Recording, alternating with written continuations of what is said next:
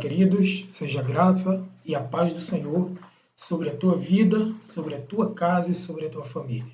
Que bom você estar aqui conosco mais uma vez para estudar a palavra do Senhor, a palavra de Deus que traz vida e vida em abundância para nós. Iremos estudar nesse dia mais uma carta e iniciaremos hoje a carta de Judas. Ela, como tem apenas um capítulo, faremos isso hoje de uma forma direta, clara e objetiva. Iremos trazer a abordagem desses 25 versículos. Espero que você esteja bem onde você estiver. E vamos iniciar agora com a oração, pedindo ao Senhor que nos ilumine, que esteja trazendo a revelação da sua palavra aos nossos corações. Queria que você curvasse sua cabeça, se puder. Se não, esteja em espírito de oração comigo, em nome de Jesus. Querido Deus e Pai, aqui estamos mais uma vez em Tua presença, Senhor. Sabendo que do Senhor é a terra e toda a sua plenitude e tudo que nele existe. Ó Deus, obrigado que o Senhor está na direção de todas as coisas e fora da Tua presença não existe nada, Senhor. Tudo está patente perante Ti. Então queremos Te pedir, Senhor, que o Senhor venha nos iluminar com o Teu Espírito Santo e esclarecer para nós aquilo que Tu tens revelado em Tua palavra. Em nome de Jesus, abençoa cada um dos meus irmãos, aonde eles estiverem, e que o Teu nome seja glorificado neste momento, hoje e para todo sempre. Amém. Queridos, estamos aí trabalhando o assunto muralhas contra os ímpios e falsos profetas, fundamentado aí em Judas, capítulo 1, do versos de 1 ao 25. Estaremos aí, ao longo deste estudo, trazendo a palavra de Deus, e à medida que formos lendo, nós iremos trazer a abordagem, o ensinamento que Judas deixou para nós, e como foi esse ensinamento e como será aplicado aos nossos corações. Então vamos lá, a abordagem que Judas trouxe para nós. Primeiro, no versículo 1 e 2, ele diz assim: Judas, servo de Jesus Cristo e irmão de Tiago, aos chamados, queridos em Deus Pai e conservados por Jesus Cristo, a misericórdia e a paz e o amor vos sejam multiplicadas. Então, já começa esse texto mostrando aí sua autoria, mostrando aí o destinatário, para quem foi destinada essa carta. E aí queremos dar continuidade justamente mostrando essa situação. Quem foi o autor, né? O autor foi o próprio Judas. Claro que esse Judas não é o Iscariotes. Esse Judas aí é o servo de Jesus Cristo e também irmão de Jesus. Jesus era o seu irmão mais velho. E segundo autores, diz também que Judas era irmão de Tiago. Tiago, claro, é aquele que escreveu a Epístola de Tiago, que traz ali o seu nome, né? Então entendemos que esse Judas não é aquele que traiu Jesus, seria o irmão de Jesus. Pelo menos nós encontramos aí uma base bíblica em Marcos, capítulo 6 e verso 3, mostrando ali que pelo menos existiam 4 irmãos de Maria, 4 filhos de Maria, fora as filhas. Está lá em Marcos, no capítulo 6 e versículo de número 3, se você quiser depois conferir. A data de aproximadamente 65 depois de Cristo, aproximadamente essa foi a data da escrita, e os destinatários está aí no verso 2 que a gente já leu, aos chamados, queridos em Deus Pai e conservados por Jesus Cristo. Aí ele aí aprimora a questão da misericórdia, da paz e do amor como sendo algo imprescindível para a vida de qualquer cristão. E aí nesse início a gente já mostra a humildade desse autor, se colocando, apesar de ser irmão de Jesus, se colocando como servo do Deus Altíssimo, como um servo do próprio Jesus Cristo. E diante disso a gente já vai entrar na divisão exata dessa carta. Eu vou dividir em 6 partes e à medida que eu for lendo a gente vai fazendo essas divisões e explicando a palavra de Deus. Então vamos lá. Em primeiro momento a gente gostaria de pensar no seguinte: vamos ver o verso 3 e 4, o que a palavra de Deus diz, e aí a gente mostra a primeira parte da divisão desta carta. Verso 3: Amados, procurando eu escrever-vos com toda diligência acerca da comum salvação, tive por necessidade escrever-vos e exortar-vos a batalhar pela fé que uma vez por toda ou uma vez foi dada aos santos, porque se introduziram alguns que já antes estavam escritos para este mesmo juízo, homens ímpios que convertem em dissolução a graça de Deus e negam a Deus, único dominador e Senhor nosso, Jesus Cristo. Então, nós observamos aí que Judas ele foi bem esclarecedor a respeito de quem ele está querendo falar. Então, ele está colocando aí como que sua exortação é a respeito dos fariseus, ou pessoas que se comportam como fariseus. E aí ele está falando sobre falsos mestres, falsos ensinamentos. E como nós veremos aí no slide a seguir, nós vemos o seguinte, que o primeiro ponto que a gente precisa entender, verso 3 e 4. Judas iria trabalhar o tema salvação, que está lá no versículo 3, que a gente viu agora, porém resolveu exortar contra os falsos ensinos. E aí ele incentivou, instigou o povo a batalhar pela fé. Que fé é essa? É uma fé objetiva. Então veja que, a princípio, Judas tinha em mente falar sobre a salvação, o processo da salvação, como se dá a salvação, mas aí ele percebeu que existia algo mais urgente para ser trabalhado. E qual era a urgência? Era falso ensinamento que estava entrando nas igrejas e corrompendo os cristãos. E aí nós entendemos que, diante das coisas que são exatamente propostas para nós estudarmos, precisamos buscar aquilo que é mais urgente. O que é que o povo está, de fato, precisando daquele momento. E aí, Judas ele traz para nós exatamente isso. Qual deve ser o nosso empenho? Qual deve ser a nossa busca? E aí ele retoma a ideia da fé objetiva, trabalhando a fé objetiva. E ele estava batendo de frente exatamente sobre isso que a gente chama de graça barata versus graça preciosa. E aí nós temos um autor chamado Dietrich Bonhoeffer, que ele traz exatamente essa questão de a graça salvadora versus a graça piedosa, a graça que vem do alto, a graça verdadeira. E entendemos aí que a graça barata para Bonhoeffer era exatamente isso, era não ter a qualificação ou a versão correta bíblica. Que qual era a correção bíblica que a gente entende como uma verdadeira graça? É uma graça que é proveniente do Pai, vindo por Jesus Cristo mediante a crucificação de Cristo, e a morte nos deu a verdadeira graça, favor imerecido. Essa graça barata diz respeito à vida pregressa do indivíduo, que isso aí tem muita importância, no sentido de que você não precisa fazer nada, você não precisa sacrificar a sua vida. Tudo já foi pago. Jesus já pagou tudo por você, diz a graça barata. Jesus já fez tudo por você. Então você pode viver da maneira que você bem entender, que de qualquer forma você irá chegar aos céus. E isso a gente sabe que é uma mentira, é uma falácia, e que a gente precisa de fato entender que a graça, estando num ser humano, no coração de alguém, ela tem frutos, ela gera frutos, e esses dignos de arrependimento.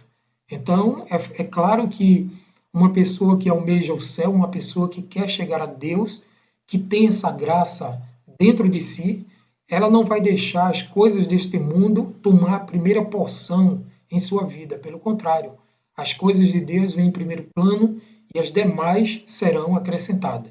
É isso que Bonhoeffer estava querendo dizer com seus escritos. Um outro ponto sobre esse verso 3 e 4, está lá propriamente no verso 4, é que Judas mostra que muitos se introduzem no meio do povo. Para quê que ele falou isso? Ele quis dizer que no meio daquela multidão existiam pessoas que estavam trazendo os falsos ensinamentos. E é exatamente o que nós temos no ponto seguinte. Eles transformam a graça de Deus em libertinagem, negando completamente Jesus e sua obra vicária, sua obra na cruz. Então eles negam, de fato, que a cruz de Cristo não necessariamente é o fator crucial para a nossa salvação. Isso a gente denomina de graça barata. É claro que a graça do Senhor nos trouxe a liberdade, mas a Bíblia diz também que não use da liberdade para dar ocasião à carne. Então entendemos aí que existe liberdade e existe libertinagem. A libertinagem não provém do Espírito, provém da carne. É isso que Judas está querendo trazer para aqueles cristãos daquela época. E para nós hoje também tem um enfoque, tem um ensinamento prioritário para a nossa vida cristã. E complementa, mostrando aí, fazendo uma ligação direta, claro, com 2 Pedro capítulo 2, que esse assunto é claro que é falado também pelo apóstolo Pedro no capítulo 2 e na segunda carta, capítulo 2 de Pedro, que ele mostra exatamente isso, falando que no meio do povo se levantaria muitos falsos profetas, muitos homens e mulheres que trariam ensinamentos de demônios, ensinamentos materialistas, ensinamentos voltados para o egocentrismo, para o próprio eu, voltado para o próprio homem. Então ele diz assim, fugir dessas coisas banais e da graça que ele chama de graça barata. Não é uma graça preciosa voltada para Cristo. Então, continuando o nosso estudo, temos aí a segunda parte do texto, que é a partir do versículo de número 5 até o verso 7, que diz assim, mas quero lembrai-vos, como a quem já uma vez soube isto, que havendo o Senhor salvo um povo, tirando-o da terra do Egito, destruiu depois os que não creram. E aos anjos que não guardaram o seu principado, mas deixaram a sua própria habitação, reservou na escuridão e em prisões eternas até o juízo daquele grande dia. E o verso 7, assim como Sodoma e Gomorra e as cidades circunvizinhas, que havendo-se corrompido como aqueles e indo após outra carne, foram postas, por exemplo, sofrendo a pena do fogo eterno. Então, nós vemos aí que existe uma tríplice, né? Geralmente Judas gostava de trazer 3 exemplos, 3 enfoques. Geralmente ele faz isso na sua carta. Então, encontramos aí 3 enfoques. Primeiro, o primeiro falando sobre o povo de Israel, que saiu do Egito, e chegando lá no deserto, naquela travessia para chegar à Terra Prometida, eles passaram 40 anos girando ao redor do deserto até chegar lá na Terra Prometida. E aí diz que dentro daquele povo muitos foram incrédulos, e daquela geração que saiu do Egito, ninguém sobreviveu para entrar na Terra Prometida, salvo a Josué e Caleb, que foi uma promessa do Senhor, porque eles creram na promessa de Deus, quando foram visualizar a Terra Prometida. O segundo exemplo que ele coloca aí são os anjos caídos, os anjos que não aceitaram a autoridade divina, que se rebelaram contra o Senhor. A gente sabe que aí está falando de Lúcifer, está falando aí dos seus anjos, uma parte dos anjos, e que foram caídos, que o Senhor tirou lá dos céus e ele saiu da presença do Senhor. E o terceiro plano aí que a gente começa a observar, se você olhar o versículo 7, ele fala de Sodoma e Gomorra, 2 cidades e fora outras que estavam em sua volta, né, que estavam praticando a mesma situação de que Sodoma e Gomorra estava fazendo. Então nós temos aí as 3 divisões em que Judas ele traz para nós. Primeiro, o povo israelita no deserto, se você olha Êxodo 14, está mostrando ali que Deus está sempre cuidando do seu povo, salvando o povo, mas mesmo assim estão com o coração duro, com o coração incrédulo perante o milagre de Deus. A segunda parte falando de Lúcifer, que Isaías 14, do verso 12 ao 15, falando da queda de Lúcifer e os anjos.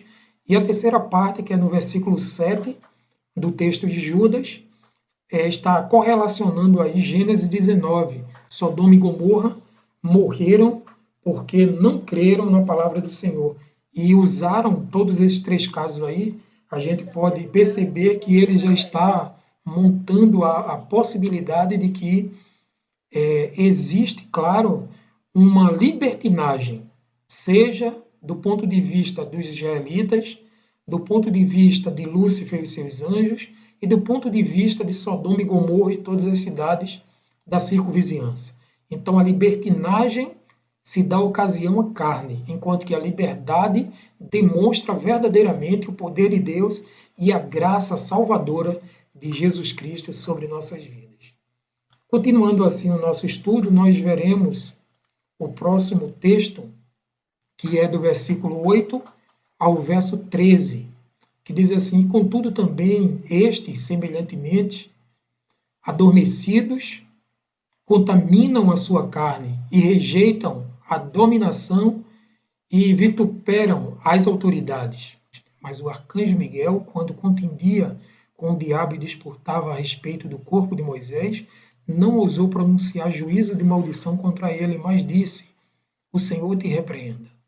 Estes, porém, dizem mal do que não sabem, e naquilo que naturalmente conhecem, como animais irracionais, se corrompem. Ai deles, porque entraram pelo caminho de Caim e foram levados pelo engano do prêmio de Balaão e pereceram na contradição de Corá. Estes são manchas em vossas festas de fraternidade, banqueteando-se convosco e apacentando-se a si mesmos, sem temor. São nuvens sem água levadas pelos ventos de uma para outra parte. São como árvores murchas, infrutíferas, 2 vezes mortas, desarraigadas. Ondas impetuosas do mar que escumam as suas mesmas abominações. Estrelas errantes para os quais está eternamente reservada a negrura das trevas. Então, irmãos, entendemos aí, claro, que Judas ele traz aí algumas conotações verídicas a respeito dos falsos mestres, dos falsos profetas, indicando quais são as qualidades dele, quais são as situações que a gente pode perceber um falso mestre, uma pessoa que está trazendo exposição, não é, claro, com a inocência, mas é com a malícia, sabendo o que está falando. Aí, o apóstolo, o próprio Judas, junto com o apóstolo Pedro, no capítulo 2 da sua segunda carta, eles fazem de forma paralela exatamente a mesma citação. Homens que têm características totalmente vinculadas às obras da carne. Então, quando nós vemos essas qualificações, percebemos de fato que Judas ele aponta para os problemas dos falsos mestres. Claro que é um de caráter, esse problema é caráter. Não respeitam autoridades, contaminam a sua carne, são adormecidos, rejeitam a dominação de autoridade sobre eles, no versículo 8. Judas também compara a insubmissão dos falsos mestres com o próprio Satanás, que queria o corpo de Moisés, visto que Moisés assassinou um homem, claro, e aí provavelmente Satanás estava requerendo a alma de Moisés, o corpo de Moisés, porque Moisés pecou. E essa passagem vem do livro apócrifo, né, que é da ascensão de Moisés, que foi escrito no período interbíblico, ou intertestamentário, naqueles 400 anos, que ficava entre Malaquias, o profeta Malaquias, e a vinda de João Batista, lá em Mateus. Então, nesse período surgiu basicamente esses escritos. Os escritos, claro, que está sendo apontado aí por Judas, tem também um caráter escatológico da coisa, né? Mostrando aí o que haveria de vir futuramente.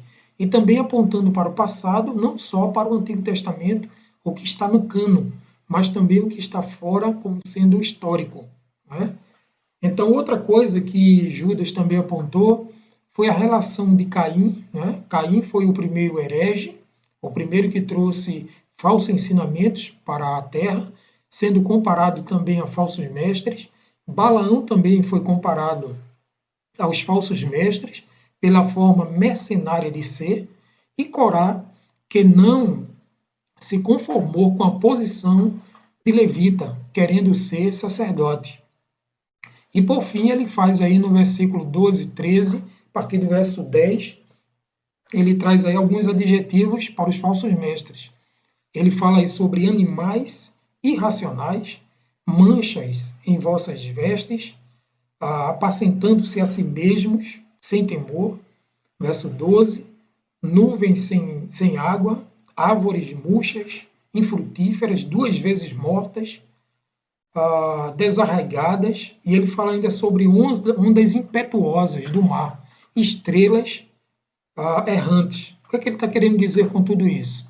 Ele está querendo mostrar que a gente pode qualificar e visualizar essas pessoas com todas essas características. Pessoas que buscam seus próprios interesses, que olham para si próprio, foi o que ele diz, né? Ele geralmente olha para as suas primeiras coisas, é dele, é dela, e visualiza as coisas como sendo algo material, natural, como ele diz, são homens naturais, mulheres naturais, que não visualizam o espiritual da coisa, não tem a verdade bíblica como sendo algo puro, a única verdade de fé e prática. Então, são características vinculadas a esses falsos mestres. E a gente precisa abrir os olhos para entender de fato o que Judas quis dizer com esses seus ensinamentos. Esse é o terceiro ponto. Iremos para o quarto ponto a partir do verso 14. Que diz assim: e desses profetizou também Enoque, o sétimo depois de Adão, dizendo: eis que é vindo o Senhor com milhares de seus santos, para fazer juízo contra todos e condenar dentre eles todos os ímpios por todas as suas obras de impiedade que impiamente cometeram e por todas as duras palavras que os ímpios pecadores disseram contra ele. Estes são murmuradores, queixosos da sua sorte, andando segundo as suas concupiscências, e cuja boca diz coisas muito arrogantes, admirando as pessoas por causa do interesse, mas vós, amados, lembrai-vos das palavras que vos foram preditas pelos apóstolos de nosso Senhor Jesus Cristo, os quais vos diziam que, no último tempo, haveria escarnecedores que andariam segundo as suas ímpias concupiscências. Estes são os que causam divisões sensuais que não têm o Espírito. Então aí, meus irmãos, nós entendemos que Judas ele foi mais veementemente colocado diante de nós como sendo uma pessoa que trouxe ricos ensinamentos, trazendo para nós um apontamento do que esses falsos mestres e esses falsos ensinos podem trazer como dano para a vida espiritual de todos aqueles que não buscam a palavra verdadeira, a palavra de Deus. E aí nós iremos apontar verdadeiramente o significado de todos esses textos, está aí, dividido em 3 pontos: conhecer os falsos mestres, que está do verso 14 ao verso 19. Então Judas aponta para Gênesis 5, quando Enoque foi tomado por Deus, para remeter ao dia em que Jesus voltará e levará os santos, e apontando também para o juízo para aqueles que são mestres e hereges. Então, o primeiro enfoque aí fala sobre o que irá acontecer. Todos os santos, cedo ou tarde, será transformado, será levado para a presença do Pai. E aqueles que não estiverem vinculados em Jesus, na graça piedosa, maravilhosa graça, estarão, claro, sendo aplicado juízo sobre eles, o juízo de Deus sem misericórdia. Isso quando vier exatamente o grande trono branco do Senhor, a grande promessa de que Cristo vai fazer aquela grande separação, e uns estão à direita e outros à esquerda, e todos serão julgados perante o tribunal de Cristo. A outra coisa que nós queremos trazer à tona é que Judas mostra como reconhecer esses hereges. Aí ele diz aí, eles são murmuradores, queixosos da sua sorte, andando segundo as suas concupiscências e cuja boca diz coisas muito arrogantes.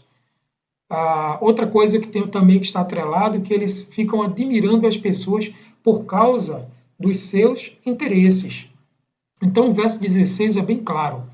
Ele aponta vários elementos, vários itens que você pode reconhecer verdadeiramente um falso mestre, uma hipocrisia, uma forma interesseira de ser, ou um ato de vanglória do próprio mestre.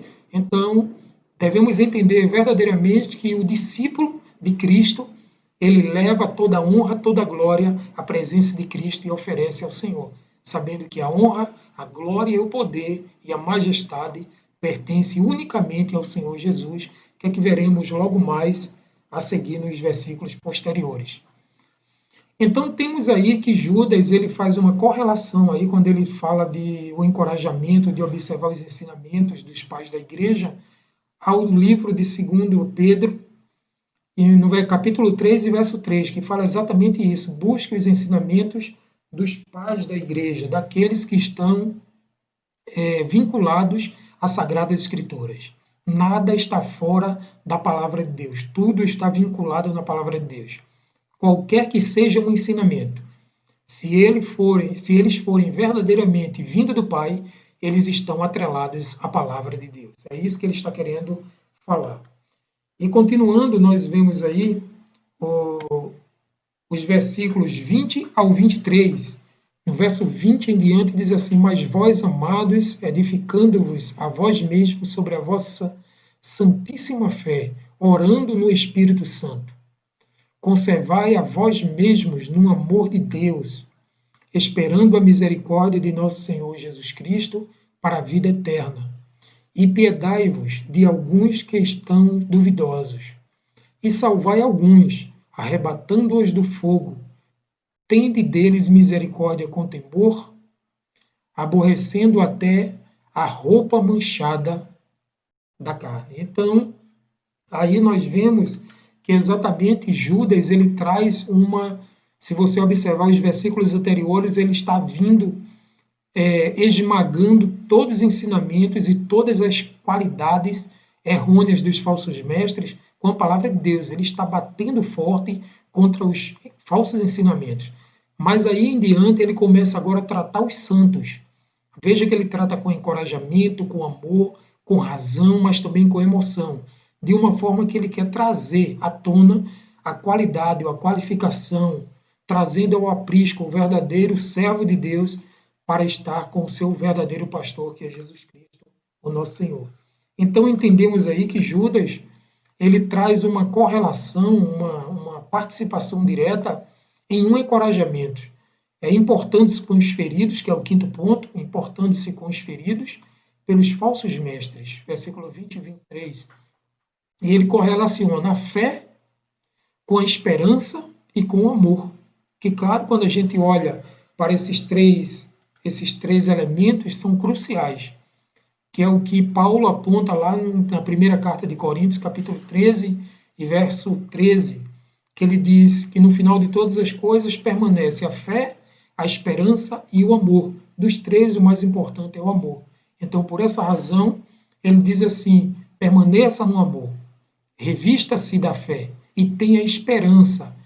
Coloque sua esperança no Senhor. É exatamente isso que ele coloca aí. Judas instiga os cristãos a edificar a fé, conservar o amor e ter esperança na misericórdia do Senhor até que ele venha. É exatamente isso que Judas está interessado. É cultivar a fé do cristão, mostrar o verdadeiro amor que só é por meio de Jesus e apresentar a verdadeira esperança no porvir, que só pode acontecer na presença de Deus mediante a cruz de Cristo. Então nós iremos adiante para os últimos dois versículos, que aí é o verso 24 e 25, que diz assim: ora, aquele que é poderoso para vos guardar de tropeçar e apresentar-vos irrepreensíveis com alegria perante a sua glória, ao único Deus, Salvador nosso, por Jesus Cristo, nosso Senhor, seja glória e majestade, domínio e poder, antes de todos os séculos, agora e para todo sempre. E ela aí finaliza com um grande amém. Então aí, se você bem observar, tem um encorajamento do Judas, mostrando aí que o povo de Deus é capaz de vencer, é capaz de ser vitorioso, é capaz de encontrar a verdadeira palavra que leva à vida, que é só por meio de Jesus. E como eles poderão se prevenir contra os falsos ensinamentos? Conhecendo a palavra de Deus, conhecendo o que está escrito. Você só pode conhecer uma nota falsa se você tiver conhecimento de qual é a verdadeira. Então, o verdadeiro caminho, a verdadeira situação de verdade só é Jesus, e a vida verdadeira só pode ser por meio dele. Por isso que ele diz que eu sou o caminho, a verdade e a vida, e ninguém vai ao Pai senão por mim. Então, concluindo o nosso pensamento aí, encontramos verdadeiramente que Judas, no último ponto, aí tem um quinto, mas aí seria o sexto ponto, confiar no mestre dos mestres, Jesus, verso 24 e 25. Judas mostra o poder de Deus, ele é poderoso para fazer infinitamente mais. Judas encoraja a se manter irrepreensíveis, com alegria, perante a sua glória. E, por fim, Judas conclui apontando para quem deve ser a glória e a honra. Verso 25, ao único Deus, Salvador nosso, por Jesus Cristo, nosso Senhor, seja glória, majestade, domínio e poder, antes de todos os séculos, agora e para todo sempre. E ele finaliza com amém. Que Deus continue te abençoando, que Deus continue te ajudando, mantenha o seu coração aberto, vivo para a palavra da verdade, e diante dos teus olhos sempre esteja acesa a lâmpada do Senhor, a luminosidade do Espírito Santo, para que você perceba e investigue verdadeiramente o que é de Deus e o que não é. Eu quero fazer uma oração com você, finalizando esse estudo e pedindo que o Senhor ele esteja colocando no teu coração as palavras de vida eterna. Ore comigo. Querido Deus, maravilhoso Pai, amante de nossas almas. E agradecemos, Senhor, porque Tu és santo, vivo e eterno. Porque a Tua graça inunda o nosso ser. Porque o Teu favor tem se estendido em nossas gerações. Obrigado pela vida de cada um dos meus irmãos, pela minha vida, pela vida de todos os santos espalhados em toda a terra. Que o Senhor continue abrindo os nossos olhos, nosso entendimento, pelo Teu Espírito Santo, para que possamos compreender qual seja a boa, perfeita e agradável vontade que só provém de Ti. Em nome de Jesus, Te agradecemos, hoje e para todo sempre. Amém. Que Deus continue te abençoando, te ajudando e te dando dias melhores e abençoados. Amém.